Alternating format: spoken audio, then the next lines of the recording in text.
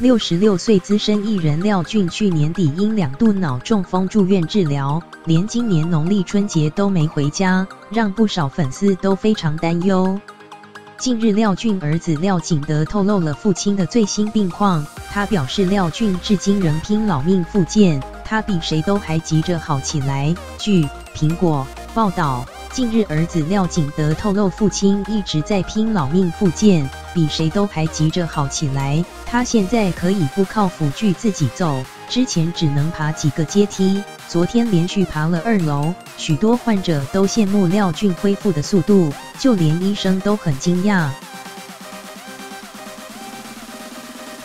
廖俊住院至今近2个月，不少粉丝担心他就此隐退。对此，廖景德透露：“我想他还是会继续演，但是太累的就不行了。接下来应该会慎选目前正在拍摄公视新剧《苦力》的廖景德，为了照顾父亲，经常在片场和医院来回奔波，有时半夜还要扶廖俊上厕所，体力难免透支。但他表示自己责无旁贷。”